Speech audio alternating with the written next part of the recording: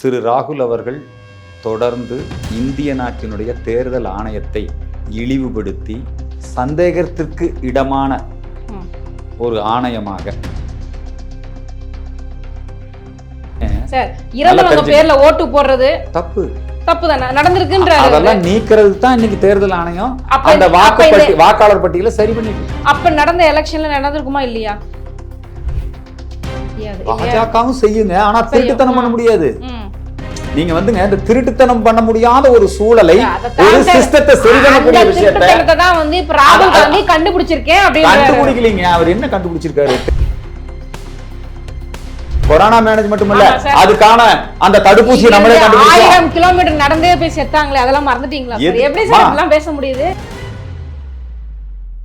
Operation Sindoor நடவடிக்கை மூலமாக இப்ப ஆபரேஷன் மகாதேவ் அந்த நடவடிக்கை மூலமாக அவர்கள் வேட்டையாடப்பட்டார்கள். எதிர்க்கட்சிகள் கேட்கிற ஒரே கேள்வி, எப்படி உள்ள வந்தாங்க, டெரரிஸ்ட் எப்படி உள்ள வந்தாங்கறதா அவங்களுக்கு மிகப்பெரிய கேள்வியாக இருக்குது. அதுக்கு ஏன் இப்படி ஒரு மடுப்பலாக இருக்குது? மடுப்பலாம் ஒண்ணு இல்லையேமா.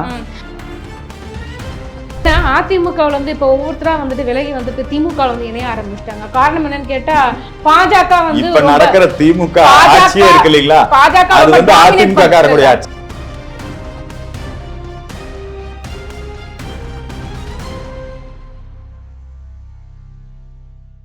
ஜாம்பவான் நேயர்களுக்கு வணக்கம். இன்றைய நேர்காணலில் நம்மோடு இணைந்திருக்கிறார் இந்து மக்கள் கட்சியினுடைய தலைவர் திரு அர்ஜுன் சம்பத் அவர்கள். வாருங்கள் பேசுவோம். வணக்கம் சார். ஜாம்பவான் நேயர்கள் அனைவருக்கும் ஸ்ரீ ஜெயந்தி, கிருஷ்ண ஜெயந்தி, ஜன்மாஷ்டமி தின நல்வாழ்த்துக்கள். சார், இப்போ பார்த்தீங்க அப்படின்னா நீங்கள் ஒரு காட்டமான ஒரு ஸ்டேட்மெண்ட் வந்து ஒன்று கொடுத்துருக்குறீங்க. ராகுல் காந்தி அவர்களுடைய ஓட்டுரிமையை வந்து பறிக்கணும், அவர் எலெக்ஷனில் போட்டியிடக்கூடாது, அவர் ஓட்டு போடக்கூட அனுமதி இல்லை அப்படின்ற மாதிரி ஏன் இவ்வளவு காட்டமான ஒரு பதிலை வந்து நீங்கள் சொல்லியிருக்கீங்க? திரு ராகுல் அவர்கள் தொடர்ந்து இந்திய நாட்டினுடைய தேர்தல் ஆணையத்தை இழிவுபடுத்தி சந்தேகத்திற்கு இடமான ஒரு ஆணையமாக, முதல்லலாம் தேர்தல் ஆணையம் அப்படின்னா என்ன நினச்சிட்டு இருந்தாங்கன்னா, ஆளுங்கட்சி தான் தேர்தல் நடத்துதுன்னு நினச்சிட்டு இருந்தாங்க. எப்போ வந்து டிஎன் சேஷன் அவர்கள் தேர்தல் ஆணையத்தினுடைய தலைவராக பொறுப்பெடுத்து வந்தாரோ, அதன் பிறகு தான் தேர்தல் ஆணையம் என்பது இந்திய அரசியல் சாசனத்தின்படி அமைக்கப்பட்ட ஒரு ஆணையம். அதில் வந்து அரசியல், அரசாங்கம் இதெல்லாம் தலையிட முடியாது. தேர்தல் ஆணையம் அந்த காலகட்டத்திலிருந்து பல்வேறு விதமான தேர்தல் சீர்திருத்தங்களை மேற்கொண்டு வருகிறார்கள். அந்த காலத்தில் தேர்தல்னாலே பூத் கேப்சரிங், முறைகேடு, ஒரே ஆள் கள்ள ஓட்டு போடுவது, 10 இடத்துல ஓட்டு போடுவது, இது மாதிரி இது ஜனநாயகத்தில் தொழில்நுட்பங்கள் எல்லாம் வளராத அந்த காலகட்டத்தில் அப்படியெல்லாம் இருந்தது. அதையெல்லாம் மாற்றி வாக்காளர்கள் பட்டியலை தயாரிப்பது, அவர்களுக்கு வாக்காளர் புகைப்படத்துடன் கூடிய அடையாள அட்டை கொடுப்பது. இப்போ வாக்காளர் அடையாள அட்டை கொடுப்பது என்று வந்தவுடனேயே அப்போவே காங்கிரஸ் இதை எதிர்த்தது. வாக்காளர் அடையாள அட்டையா வேண்டாம், சரி. மின்னணு வாக்குப்பதிவு எந்திரங்களை பயன்படுத்த துவங்கியது. வாக்காளர் அடையாள அட்டையை ஆதாருடன் இணைப்பது அல்லது செல்போன் நம்பருடன் இணைப்பது, இப்படி போலி வாக்காளர்களை அடையாளம் கண்டு நீக்குவது, இப்படி தேர்தல் கமிஷன் ஒவ்வொரு தேர்தலின் போதும் பல்வேறு விதமான சீர்திருத்தங்களை செய்து நிறைய போலி வாக்காளர்களை ஒழித்திருக்கிறார்கள். அது காங்கிரஸ் கட்சி காலத்தில் துவங்கி இதுவரைக்கும் இப்போ வந்து ரொம்ப சிறப்பாக நம்முடைய இந்திய தேர்தல் நடைமுறை என்பது வெகு சிறப்பாக நடைபெற்று கொண்டிருக்கிறது. தேர்தலிலே வெற்றி பெற முடியாத இவர்கள் வேண்டுமென்றே உள்நோக்கத்தோடு என்ன சொல்கிறார்கள்னா, வாக்குப்பதிவு எந்திரத்தின் மீது, அதே காங்கிரஸ் ஜெயிச்சதுன்னா வாக்குப்பதிவு எந்திரம் நல்லது, வாக்காளர் பட்டியல் கரெக்ட்.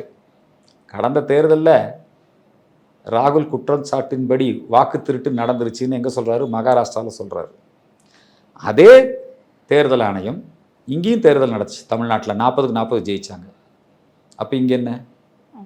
அந்த வாக்குச்சீட்டை வச்சு தான் இங்க தேர்தல் நடந்தது. இதன் பேர்ல எதுக்காக சந்தேகத்தை கிளப்பணும்? இதுல மிகப்பெரிய ஒரு சதி இருக்கு அப்படிங்கிறத சொல்ல வர்றேன். மக்களால் தேர்ந்தெடுக்கப்பட்ட அரசு, மக்கள் செல்வாக்கு பெற்ற அரசு நம்முடைய வங்காள தேசம். அங்க வந்து அந்த அரசு ஷேக் ஹசீனா அவங்களுடைய அரசாங்கம் நடைபெற்று கொண்டிருந்தது. அமெரிக்காவினுடைய நிர்பந்தத்திற்கு அவர்கள் பணியாத காரணத்தினால், பாகிஸ்தானுடைய நிர்பந்தத்திற்கு அவர்கள் பணியாத காரணத்தினால் அவங்க அங்கே எதிர்கட்சிகளை வைத்து ஓட்டுப்பதிவு ஜெயிச்சதே செல்லாது, மெஜாரிட்டியில் ஜெயிச்சு வந்திருக்கிறாங்க, செல்லாதுன்னு மாணவர்களை எல்லாம் தூண்டி விட்டு ஒரு புரட்சி பண்ணி இன்னைக்கு அங்கே ஜனநாயகம் இல்லை.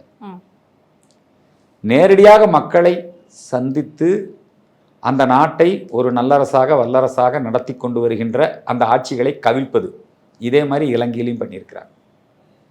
அது மாதிரி ஒரு சதித்திட்டத்தை இன்றைக்கு அமெரிக்கா இந்தியாவினுடைய ஜனநாயகத்தை சீர்குலைக்க வேண்டும். அமெரிக்கா, பாகிஸ்தான், சீனா இவங்களுடைய திட்டம். அதனால தான் கம்யூனிஸ்டுகள் தொடர்ந்து மின்னணு வாக்குப்பதிவு எந்திரம் வேண்டாம், புகைப்படத்துடன் கூடிய வாக்காளர் அடையாள அட்டை, அதை ஆதார் எண்ணுடன் இணைக்கக்கூடாது, எங்கள் தரவுகளாக போயிடும், இப்படி தொடர்ந்து ஒரு பிரச்சாரத்தை அவர்கள் செய்து கொண்டு இருக்கிறார்கள். எப்படி பாகிஸ்தானிலே, வங்கதேசத்திலே, அதே மாதிரி இலங்கையிலே இப்படியெல்லாம் எதிர்க்கட்சிகளையும் மாணவர்களையும் வைத்து கிளர்ச்சி செய்து ஒரு புரட்சியை உருவாக்கி அவங்க அமெரிக்காவினுடைய மேலாதிக்கத்தை நிலைநாட்டினார்களோ அதே போல இந்தியாவில் பண்ணணும்னு நினைக்கிறாங்க. சார் இதில் இன்னொரு விஷயம் நீங்கள் பார்க்கணும். பொதுவாக யாரும் புகார் சொல்ல போகிறது கிடையாது. ஒரு தேர்தல் ஆணையம் அப்படிங்கிறது ஒரு தன்னிச்சையாக செயல்படக்கூடிய ஒரு ஆணையம் அப்படிங்கிறது எல்லாருக்குமே தெரியும். அப்படி இருக்கும்போது இந்த பீகாரில் சமீபத்தில் இந்த திருத்தம் நடத்தினாங்க, வாக்காளர் திருத்தம் நடத்தினாங்க. உண்மை. ஒரே முகவரியில் கிட்டத்தட்ட ஒரு 10-15 பேர் இருக்கிறாங்க.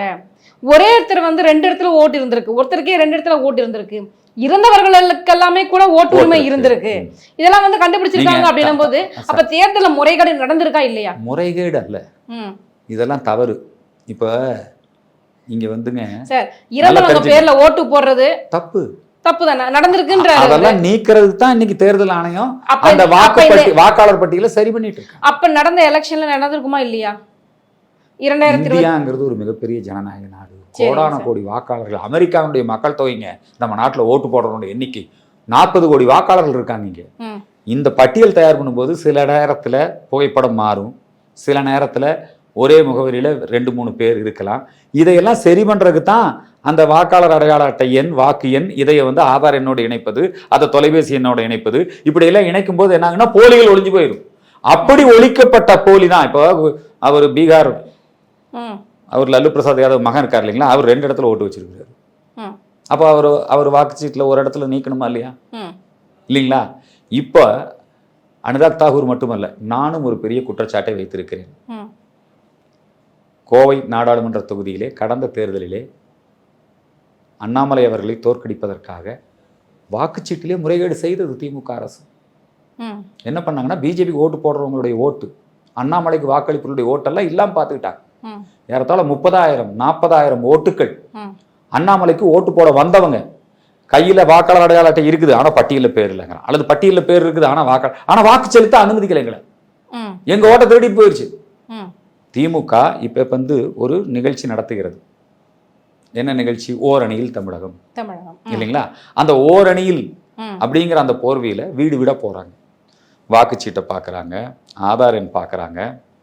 அந்த வீட்டில் திமுகவினுடைய ஆட்சியில் எத்தனை பெண்களுக்கு உதவித்தொகை இருக்குது, பட்டா வேணுமா, இந்த 4 வருஷமாக அவங்க வீடு வீடாக போய் மாவட்ட ஆட்சித்தலைவர் அலுவலகங்களில் ஒவ்வொரு திங்கட்கிழமையும் மக்கள் குறை தீர்க்கும் நாள் நடக்குது, மனுநீதி நாள். பல இடங்களில் ஜமாபந்தி நடக்குது இல்லைங்களா? அப்பெல்லாம் குறைதிக்கல. இப்போ வீடு வீடாக போய் உங்கள் ஆதார் எண் கொடுங்க, உங்களை நாங்கள் இந்த திட்டத்தில் சேர்த்திக்கிறோம். இவங்க இப்போ இந்த ஆதாரம்லாம் எதுக்கு வாங்கணும், அதுக்கு ஓடிபி எதுக்கு வாங்கணும்? அதனால தான் இப்போ என்ன பண்ணியிருக்காங்கன்னா, இவங்க இப்போவே ஒரு லிஸ்ட் எடுக்கிறாங்க. அதில் ஏடிஎம்கேக்கு யார் ஓட்டு போடுவா, பிஜேபிக்கு யார் ஓட்டு போடுவா, இதெல்லாம் எல்லா அரசியல் கட்சிகளுமே இந்த வாக்குச்சீட்டை வச்சு அந்த பூத் லெவல்.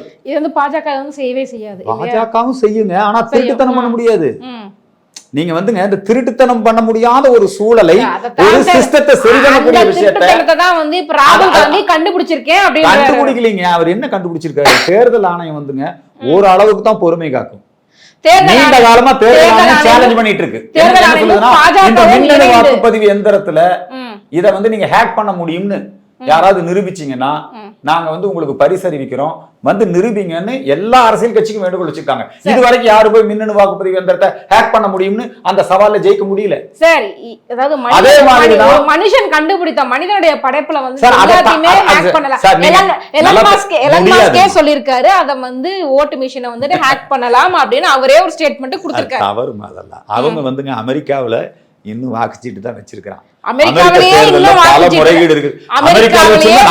அமெரிக்காவோட முன்னேறிய நாடுமா எங்க நிர்வாகம். நீங்க நரேந்திர மோடி நிர்வாகம் சாதாரண நிர்வாகம் அல்ல, அவர் விஸ்வகுரு. இந்த உலகத்துல கொரோனா மேனேஜ்மெண்ட் மோடி மாதிரி யாருமா பண்ணா? அமெரிக்கால செத்து விழுந்தான், பிரான்ஸ்ல செத்து விழுந்தான், இறப்பு விகிதம் அதிகம், நம்ம இந்தியால நரேந்திர மோடி, அப்போ எடப்பாடி, இவங்கெல்லாம் எவ்வளவு அழகா நிர்வாகம் பண்ணாங்க. கொரோனா மேனேஜ்மெண்ட் நம்ம தான் வேர்ல்டுல நம்பர் 1. புரியுதுங்களா?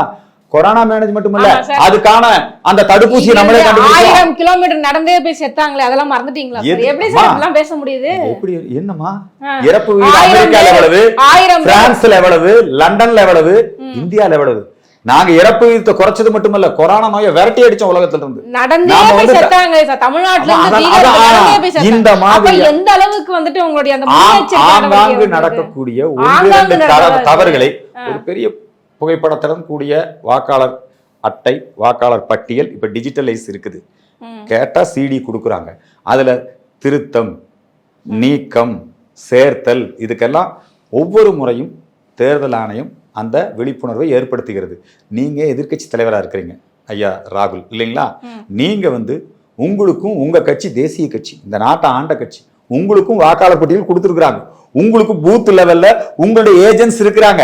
எப்படிங்க அந்த முறைகேடு நடந்து தவறு இருக்கா, உடனே நீங்க அந்த இடத்துலயே நீங்க அதை சரி பண்ணிருக்க முடியும். இன்னைக்கு இருக்கிறது டிஜிட்டல் நிர்வாகம். தேர்தல் கமிஷன் சுயேட்சையாக இயங்குகிறது. நீங்க சரி பண்ணிருக்க முடியும்.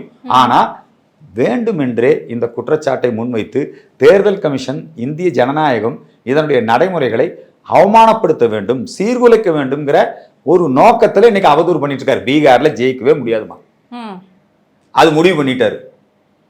ஜெயிக்க முடியாதுன்னா அப்ப என்ன பண்ணலாம்? அப்போ வாக்காளர் பட்டியலில் இந்த பிரச்சனை இருக்கு, அந்த பிரச்சனை இருக்குன்னு 1-2 தவறுகளை பெருசு பண்ணி காட்டுற. அது நீ தேர்தல் கமிஷன்ல புகார் கொடுங்க, நடவடிக்கை எடுப்பாங்க, நிச்சயமா மாத்துவாங்க. ஒரே ஆள் 10 இடத்துல ஓட்டு இருந்தா 9 இடத்துல ரத்து பண்ணிட்டு ஒரு இடத்துல தான் ஓட்டு இருக்கும்.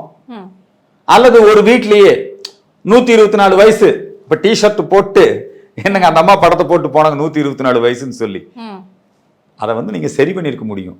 அந்த பொண்ணை அந்த 124 வயசான பொண்ணு சொல்லுங்க, அவங்களே கண்டிக்கிறாங்க. இப்ப ராகுலை பார்த்து எல்லாம் சிரிக்கிறாங்க. கோமாளித்தனம் பண்ணிட்டு இருக்கிறார் ராகுல். இந்த கோமாளித்தனத்தை அம்பலப்படுத்தி ஒரு முறைகேடை கண்டுபிடிச்சு சொன்னா அவருக்கு பேர் கோமாளிங்களா? இல்லைங்களே, முறைகேடை அம்பலப்படுத்தினா நீங்க அதை எப்படி சரி பண்ணணும்? அதுக்கு என்ன ஃபோரமோ அங்க போயில நீங்க புகார் பண்ணி அதை சரி பண்ணணும். நீங்க என்ன சாதாரண ஆளா? நீங்க எதிர்க்கட்சி தலைவருங்க. தேர்தல் ஆணையத்துல உங்க கட்சி அங்கீகரிக்கப்பட்ட தேசிய கட்சிங்க. நீங்க பல மாநிலத்தில் ஆட்சியில் இருக்கிறீங்க. நீங்க போய் இந்த புகார் தேர்தல் கமிஷன்ல கொடுங்க. அதுல நடவடிக்கை எடுக்கலன்னா நீங்க தேர்தல் கமிஷன் உங்களுக்கு கரெக்டா பதில் சொல்லிட்டு இருக்காங்களே. நீங்க சுட்டிக்காட்டக்கூடிய தவறுகளை திருத்தி கொண்டிருக்கிறார்களே, அது பனிஷ்மெண்ட் கொடுக்குறாங்களே. இவர் எப்படி ஒரு காலத்துல சொல்லிட்டு இருந்தாரு, காந்தி கொன்றது RSS சொல்லிட்டு இருந்தாரு. அப்புறம் அது இல்ல, நான் போய் மன்னிப்பு கேட்டாரு. சாவர்கரை பத்தி தப்பா பேசினாரு, அப்புறம் நீதிமன்றத்துல போய் மன்னிப்பு கேட்டாரு. புரியுதுங்களா? ரபேல் விஷயத்துல இவர் என்ன சொன்னாரு, ஊழல் நடந்ததுன்னு சொன்னாரு, அப்புறம் நீதிமன்றத்துல போய் மன்னிப்பு கேட்டாரு. இந்த ராகுல் இப்ப இந்த மாதிரி இப்ப வேற சப்ஜெக்ட் எதுவும் இல்லை. இவர் எங்க தேர்தல் பிரச்சாரத்துக்கு போனாலும் இப்ப காங்கிரஸ் கட்சி எல்லா இடத்துலயும், அதுவும் இவர் தலைமைக்கு வந்த பிறகு இவருடைய பிரச்சாரத்தினால காங்கிரஸ் கட்சி எல்லா இடத்துலயும் தோத்து போகுது. பிஜேபி காரங்க தான் வெற்றி கிடைக்குது. இவர் எங்க போனாலும் தோல்விதான். இந்தியா கூட்டணி பலமாக இருக்கு, இந்தியா கூட்டணி ரொம்ப ஸ்ட்ராங்கா இருந்ததுனால மட்டும்தான் இப்ப மோடியால தனிப்பெரும்பான்மையோட ஜெயிக்க முடியல சார். அவங்க கூட்டணியில் தானே சார் இப்ப ஆட்சியில் இருக்கு. அதனால என்ன தப்பு? தனிப்பெரும்பான்மையா மோடி ஜெயிச்ச போதே கூட்டணி ஆட்சி தான் நடத்தணும், தேசிய ஜனநாயக கூட்டணி ஆட்சி தான் நடத்தணும். புரியுதுங்களா? அதனால கூட்டணி ஆட்சியை வெற்றிகரமாக, இது திமுக இல்லம்மா, கூட்டணியில் நாங்க யாருக்கு இடம் கொடுக்க மாட்டோம், இதயத்துல தான் இடம் கொடுப்போம், எல்லாம் எங்க குடும்பம் தான் அப்படிங்கிறது அல்லது. மோடி எல்லா கட்சிகளையும் அனைத்து தரப்பு மக்களையும் அரவணைத்து வெற்றிகரமாக, வாஜ்பாய் காலத்துல கூட்டணி ஆட்சியை நாங்க 5 ஆண்டு காலம் வெற்றிகரமா நடத்தினோம். அந்த நேரத்துல திமுக எங்க கூட்டணியில் இருந்தாங்க, திமுக காரங்க எங்க மந்திரி சபையில் இருந்தாங்க இல்லையா? அது மாதிரி இப்ப நடந்து கொண்டு இருக்கக்கூடியது கூட்டணி ஆட்சி தான். ஆனா பிஜேபி தனிப்பெருங்கட்சியாக இருக்கிறது. பிஜேபி எல்லா மசோதாவையும் நாடாளுமன்றத்திலையும் சரி, ராஜ்யசபையிலையும் சரி, 2 அவைகளிலுமே அதை வெற்றி பெற வைத்து அதை சட்டமாக்குது. அதுக்கப்புறம் தான் அமலுக்கு கொண்டு வருது. வெற்றிகரமா இந்த கூட்டணி ஆட்சி நடந்து கொண்டு இருக்கிறது. அதனாலதான் வெற்றிகரமா நம்ம நடத்தி கொண்டிருக்கிற காரணத்தினாலதான் இன்னைக்கு இந்திய அரசு உலக அளவுல பொருளாதாரத்துல 3வது இடத்துக்கு வந்திருக்கு. அதை இந்த டொனால்ட் ட்ரம்ப் என்ன சொல்றாருன்னா டெட் எக்கனாமி. ஏன்னா அவருக்கு என்னன்னா, நாம ரஷ்யா கிட்ட என்ன வாங்குறோம், அதனால அவருக்கு கோபம். அவர் என்ன பண்றாரு, நம்ம பொருட்களுக்கெல்லாம் வரி விதிப்பேன். இதே மாதிரிதான் வாஜ்பாய் ஆட்சி காலத்துல பொக்ரான் அணுகுண்டு வெடித்த உடனேயே என்ன சொன்னாங்க, உங்க மீது பொருளாதார தடை விதிக்கிறேன்னாங்க. கிரியோஜெனிக் தொழில்நுட்பம் உங்களுக்கு கொடுக்க மாட்டேன்னு சொன்னாங்க. ஆனால் அதையெல்லாம் தாண்டி தானே நாம் வந்து வெற்றி பெற்றோம். வாஜ்பாய் இந்த அரசாய் வந்து ஒரு வல்லரசா. இன்னைக்கு வாஜ்பாய் அவர்களுடைய நினைவு நாள். கார்கில் நாயகன் தங்க நாற்கரை சாலையை இந்த நாடு முழுக்க கொண்டு வந்தவர். என்னங்க அற்புதமான ஒரு அரசாட்சி நல்லாட்சியை நடத்தியவர் அடல் பிகாரி வாஜ்பாய். கூட்டணி ஆட்சி தான் நடத்தினார். பாரத நாட்டுடைய முன்னேற்றத்திற்கு ஒரு அடித்தளமிட்டார்.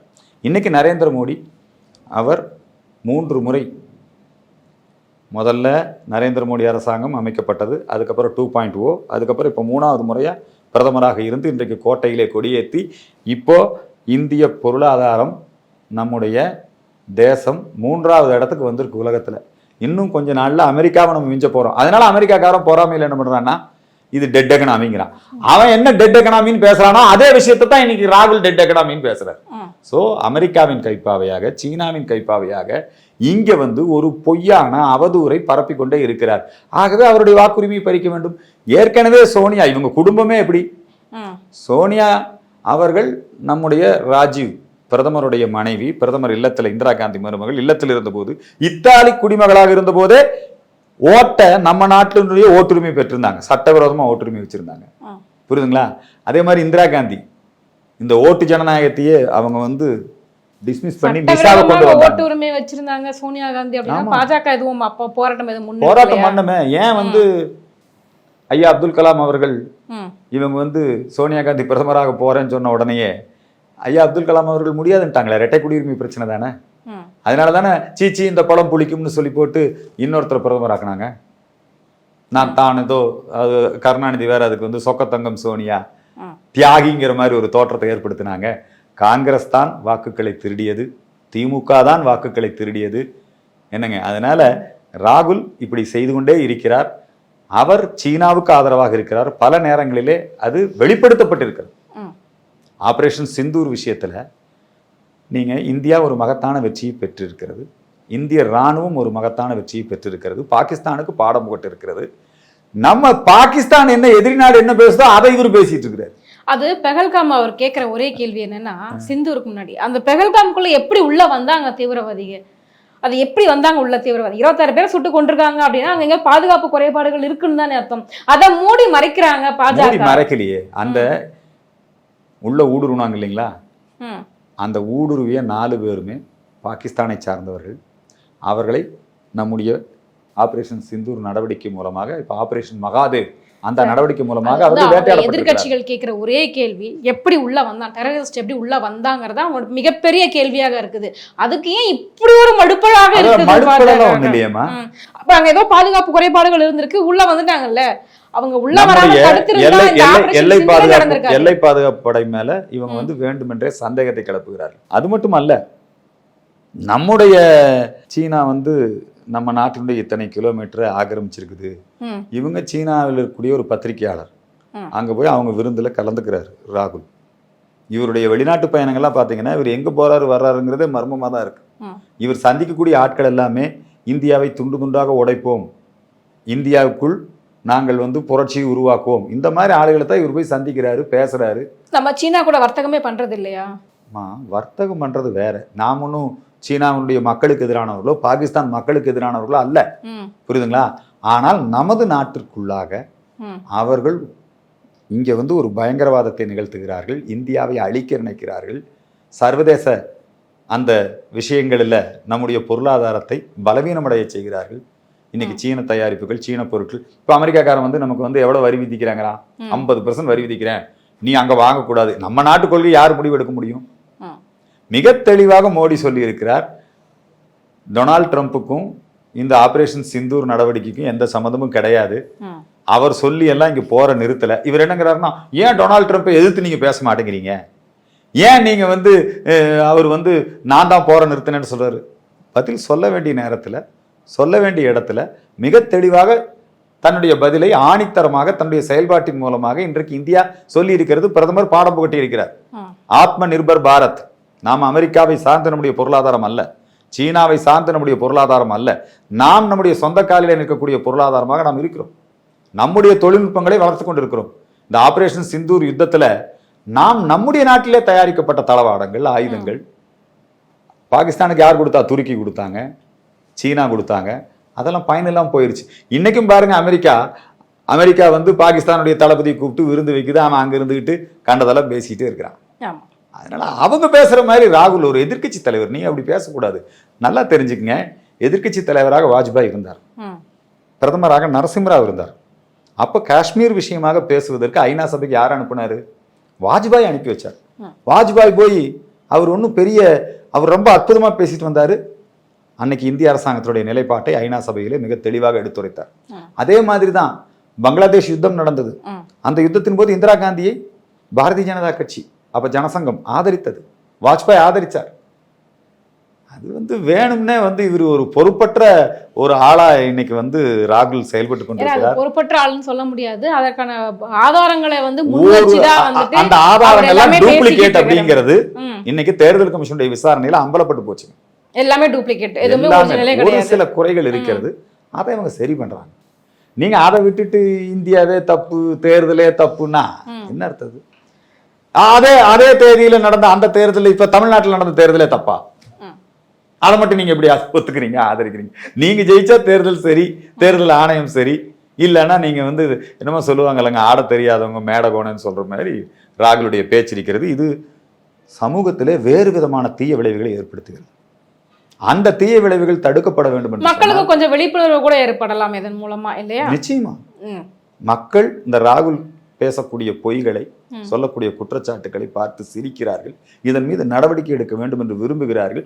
தேர்தல் கமிஷன் நடவடிக்கை எடுக்கணும். பால் தாக்கரே அவர்கள் பேசிய பேச்சுக்காக அவருக்கு வந்து 6 ஆண்டு காலம் ஓட்டுரிமை பறிக்கப்பட்டது. அது மாதிரி ராகுலுடைய ஓட்டுரிமையை பறிக்கணும்.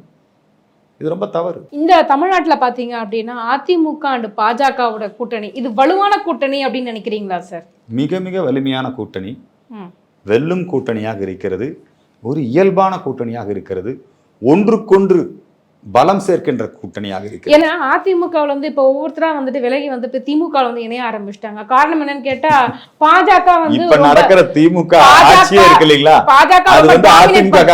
பாஜக வந்து ரொம்ப டாமினேட் பண்ணிக்கிட்டு இருக்கிறாங்க. அதிமுக ஒரு கட்சியாவே இல்ல, அவங்களுடைய அடக்குமுறை அதிகமாக இருக்கிறது, பாஜகவுடைய இது அதிகமா இருக்கு அப்படின்றாங்க. இது வந்து அவங்க சொல்லக்கூடிய குற்றச்சாட்டு, அப்படி ஒரு நேரேட்டிவ் செட் பண்றாங்க. உண்மையில அப்படி கிடையாது. உண்மையில திமுக கூட்டணி தான் அப்படி இருக்குது. திமுக கூட்டணி தான் விடுதலை சிறுத்தையை பிடிச்சி வச்சிருக்குது. இன்னைக்கு நம்முடைய தூய்மை பணியாளருடைய போராட்டத்துல திருமாவளவன் விடுதலை சிறுத்தை கட்சியுடைய நிலைப்பாடு என்ன? அம்பேத்கர் படத்தோடு போராடுகிறார்கள் என்று சொல்கிறீர்கள். அவர்களை இரவோடு இரவாக கைது செய்து இல்லையா, தலித் வழக்கறிஞர்களை கையை உடைத்திருக்கிறார்கள். என்ன நடவடிக்கை எடுத்திருக்கீங்க? வேங்கைவேலில் என்ன நடவடிக்கை எடுத்தீங்க? திமுக கிட்ட அவங்க அடங்கி ஒடுங்கி என்னங்க ஓட்டுக்காக நோட்டுக்காக அடங்கி ஒடுங்கி இருக்கிறாங்க. மதிமுக திமுக விழுங்கிருச்சு, மக்கள் நீதி மையம் திமுக விழுங்கிருச்சு, கம்யூனிஸ்ட் கட்சி இன்னைக்கு வந்து செய்வதறியாது திகைத்து நிற்கிறார்கள். அவங்க கூட்டணிக்குள்ளதான் குழப்பம். நாங்க கூட்டணி விட்டு வெளியேறுவோம் எல்லாம் பேசிட்டு இருக்கிறாங்க. பலரும் கூட்டணி ஆட்சியில பங்கு வேண்டும்னு பேசிட்டு இருக்கிறாங்க. இந்த கூட்டணியிலிருந்து ஒரு சிலர் என்னங்க அங்க போய் சேரலாம். நீங்க இப்ப இருக்கிற திமுகல 8-9 பேர் வந்து அதிமுக இருந்து வந்தவங்க தான் மந்திரி. செந்தில் பாலாஜி யாரு, KKSSR யாரு, முத்துசாமி அண்ணன் யாரு, இவங்கெல்லாம் யாருங்க? எல்லாம் எங்கிருந்து வந்தவங்க? ஏவாவேலு யாரு, அனிதா யாரு, எல்லாம் எங்கிருந்து வந்தவங்க? எல்லாம் திமுக இருந்து வந்தவங்க தான் இங்க பவர்ஃபுல்லா இருக்கிறாங்க. பரம்பரையா திமுக இருக்கிறவங்களுக்கு என்ன பவர் இருக்குது? ஏன்னா இவங்க அந்த அதிமுக மந்திரிகளை வைத்துத்தான் இன்னைக்கு இந்த அரசாங்கத்தையே நடத்தி கொண்டு இருக்கிறாங்க. ரகுபதி மாதிரி இருக்கிறவங்க எல்லாம் வச்சுதான் நடத்திட்டு இருக்கிறாங்க. ஆனால் இந்த கூட்டணி மிக வலிமையான கூட்டணியாக இருக்கிறது. மக்களை காப்போம், தமிழகம் மீட்போம். அந்த யாத்திரைக்கு இன்னைக்கு மிகப்பெரிய வரவேற்பு. எடப்பாடி அவர்களுடைய யாத்திரைக்கு மக்கள் மத்தியில் செல்லும் இடமெல்லாம் அலை அலையாக மக்கள் வருகிறார்கள். அநேகமாக அதிமுக அலை, தேசிய ஜனநாயக கூட்டணி அலை, பிஜேபி அலை வீச துவங்கி விட்டது. பாஜக அலை. ஆமா, மக்கள் மத்தியில் அவ்வளவு பெரிய எழுச்சி. இந்த ஆட்சிக்கு எதிரான மனோநிலையில மக்கள் இருக்கிறாங்க, அதிருப்தியில மக்கள் இருக்காங்க. அன்றாடம் கொலை, கொள்ளை, பாலியல் சித்திரவதைகள், லாக்அப் டெத்து, போதைப் பொருள், என்னங்க காவல்துறைக்கே பாதுகாப்பற்ற சூழல், லஞ்சம், ஊழல், மணல் கடத்தல். இப்போ இவங்க நடத்துறாங்க இல்லைங்கன்னா மண்ணை காக்க, மொழியை காக்க, பண்பாட்டை காக்க. மண்ணை யார்கிட்ட இருந்து காப்பாற்றணும்? செம்மன் ஊழல் பண்ணி 3 ஆண்டு தண்டனை பொன்முடிக்கு. இன்னைக்கு கனிமவள கொள்ளை அவங்களே சொல்றாங்க 60,000-80,000 கோடிக்கு மேல நடந்திருக்குங்கிறாங்க. துரைமுருகன் அந்த துறையை மாற்றப்பட்டிருக்கிறது ஆச்சுங்களா. மண்ணை யார்கிட்ட இருந்து காப்பாற்றணும்? திமுக கிட்ட இருந்து தான் காப்பாற்றணும். மொழி யார்கிட்ட இருந்து காப்பாற்றணும்? நம்முடைய தமிழ் மொழியின் மாட்சிமையை அழித்து, தமிழ் மொழியின் பெருமையை அழித்து, இவங்க வந்து இன்னைக்கு வந்து முழுக்க முழுக்க ஆங்கில திணிப்பு, புரியுதுங்களா? திராவிடம்னாலே ஆங்கில அடிவரடி, தாய்மொழிக்கு எதிர்ப்பு தானே. தமிழ் மொழி காட்டு முன்னாடி மொழி நினைக்கிறீங்களா? அந்த மாதிரியா? அப்படியெல்லாம் கிடையாதுங்க. பிஜேபியினுடைய புதிய கல்விக் கொள்கையில தாய்மொழி கல்விக்கு தான் முதலிடம். மும்மொழி கல்வி திட்டம். இப்ப நடிகர் சூர்யாவுடைய குழந்தைகளை 5 மொழி படிக்க வைக்கணும்னு இங்கிருந்து மும்பைக்கு போயிட்டீங்க. இன்னைக்கு எல்லா ஃபவுண்டேஷன், அகரம் ஃபவுண்டேஷனா இருக்கலாம், கம்பன் கழகமா இருக்கலாம், எல்லாத்தையும் திமுக இன்னைக்கு வேலைக்கு வாங்கிருச்சு. திமுகவுடைய கைப்பாவையாக அவங்க செயல்படுறாங்க. என்னங்க, அகரம் ஃபவுண்டேஷன் முழுக்க முழுக்க திமுக பிரச்சார மேடையாக மாறிவிட்டது. கம்பன் கழகத்துல போய் வைரமுத்து என்ன பேசுறாரு? ராமனை குற்றவாளி என்றும் ராமனை பைத்தியக்காரன் என்றும் பேசுகிறார். எல்லாம் அந்த ஃபவுண்டேஷனு என்னங்க பொது இவங்களுடைய திமுகவினுடைய பி டீமாக, ஏ டீமாக இன்னைக்கு இவர்களெல்லாம் செயல்பட்டு கொண்டிருக்கிறார்கள். தினசரி இந்த ஆட்சியிலே அவலம், மக்கள் படுகின்ற துயரம் சொல்லி மாளாது. அதனால இந்த மக்களை காப்பாற்றணும், இந்த ஆட்சிக்கு எதிரான மனநிலை எல்லா இடத்துலையும் இருக்குது. அதை திசை திருப்பதற்காக என்ன பண்ணுவாங்கன்னா, கவர்னருக்கு எதிராக கேள்வி, மண்ணை காக்கிறோம், மொழியை காக்கிறோம், இந்தி எதிர்ப்பு. அது திமுக கிட்ட வாடிக்கையா இருக்கக்கூடிய விஷயம். இல்லைன்னா நடக்கவே நடக்காது, இல்லவே இல்லைங்கிற ஒரு சப்ஜெக்ட் என்ன, தொகுதி மறுசீரமைப்பில் தமிழகம் வஞ்சிக்கப்பட்டு விடும். அது இல்லைன்னு எல்லாம் தெளிவுபடுத்துறாங்க. ஆனாலும் அப்படி ஒரு குற்றச்சாட்டு சொல்றாங்க. மிக மிக மக்கள் மத்தியில எடப்பாடி அவர்களுடைய 4 ஆண்டு கால ஆட்சியை பார்த்துருக்குறாங்க. அந்த 4 ஆண்டு கால ஆட்சியில அவங்க பண்ண கொரோனா மேனேஜ்மெண்ட், இயற்கை பேரிடர் அது வந்தபோது நடந்த அவங்க மேற்கொண்ட அயராத பணிகள், மாநில சுயாட்சியை பறிகொடுத்தது கூட ஞாபகம் வச்சுக்கணும். எதுக்காக மாநில சுயாட்சி? இந்த மாநில சுயாட்சிங்கிற கொள்கையை பிரிவினைவாதமா? மத்தியில் சுயாட்சி, மாநிலத்தில் கூட்டாட்சி. அதுதான் அம்பேத்கர் வகுத்து கொடுத்த அரசியல் சாசனம். என்னங்க, அம்பேத்கர் ஸ்டேட்டுங்கிறது ஒரு நிர்வாகம் தான். மாவட்ட நிர்வாகம் எப்படியோ, ஒன்றிய நிர்வாகம் எப்படியோ, கிராம நிர்வாகம் எப்படியோ, அது மாதிரி ஒரு மாநில நிர்வாகம்.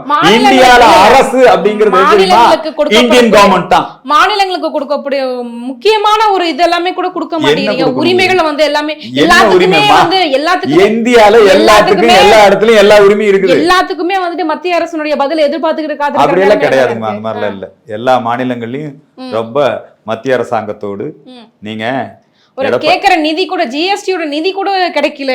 ஜிஎஸ்டி நிதி வந்து தமிழகத்துக்கு கிடைக்க வேண்டிய நிதி கூட வந்து பாஜக கொடுக்க மாட்டேங்குது. ஜிஎஸ்டி நிதி எங்க போய் கேட்கணும்? 6 மாசத்துக்கு ஒருக்கா ஜிஎஸ்டி கவுன்சில் கூடுது. எல்லா மாநில முதலமைச்சரும் ஜிஎஸ்டி கவுன்சில் இருக்கிறாங்க. எல்லா மாநில நிதியமைச்சரும் ஜிஎஸ்டி கவுன்சில் இருக்கிறாங்க. நீங்க ஜிஎஸ்டி கவுன்சில் கூட்டம் கூடும்போது அங்க போய் பக்கத்து மாநிலத்துக்காரங்கிட்ட தகராறு பண்ணிட்டு, கொழுந்தியாக்கு வளகாப்பு இருக்குதுன்னு சொல்லிட்டு நீங்க வந்து அங்க போய் ஜிஎஸ்டியில என்ன பிரச்சனைங்கிறத நீங்க பேசுறதே கிடையாது. நீங்க என்ன பண்ணுவீங்க?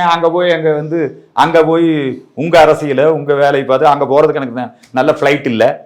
ஜிஎஸ்டி கவுன்சில்ல போய் பேசுமா? இன்னைக்கு சுதந்திர தின உரையில பாரத பிரதமர் மோடி ஜிஎஸ்டி அந்த வரி குறைக்கப்படும் அறிவிச்சிருக்கிறார். அதற்கான முயற்சிகளை மேற்கொள்ள அறிவிச்சிருக்கிறார். இதெல்லாம் பொய் பிரச்சாரம் இன்றைக்கு செய்கிறார்கள்.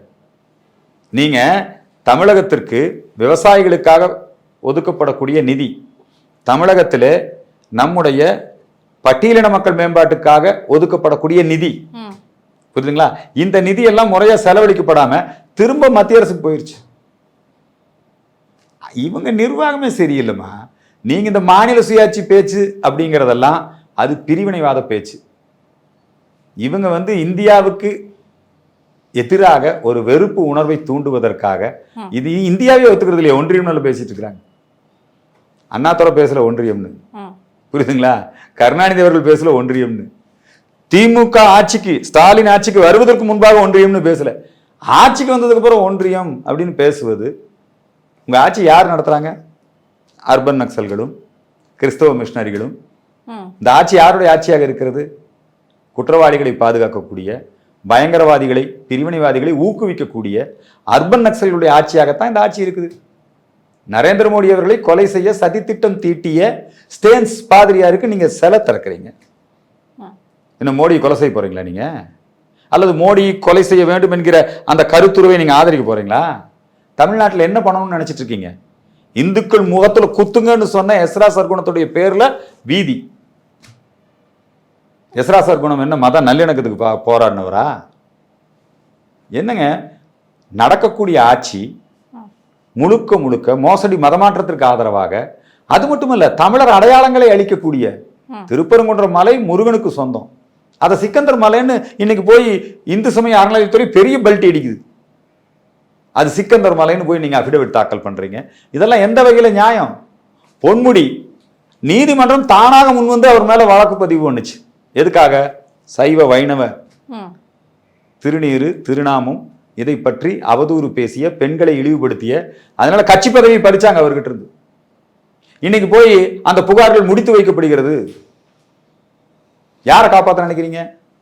குற்றவாளிகளை காப்பாற்ற நினைக்கிறீங்க? நம்முடைய யார் தப்பு பண்ணாங்களோ அவங்க மேல நடவடிக்கை எடுக்கிறது இல்லை. மாறாக தப்பு பண்றவங்களை பாதுகாக்கிற, அடைக்கலம் கொடுக்கக்கூடிய ஒரு ஆட்சியாகத்தான் இந்த ஆட்சி இருக்கிறது. கண்டிப்பாக தேர்தலில் இந்த கூட்டணி திமுகவாகட்டும் இல்லை அதிமுகவாகட்டும், இந்த கூட்டணி யார் வெற்றி பெற போறாங்க அப்படிங்கிறத கண்டிப்பா நம்ம பொறுத்திருந்து பார்ப்போம். எங்க கேள்விகளுக்கு ரொம்ப சிறப்பான பதில் சொன்னீங்க சார். ரொம்ப நன்றி. நன்றி, வணக்கம்.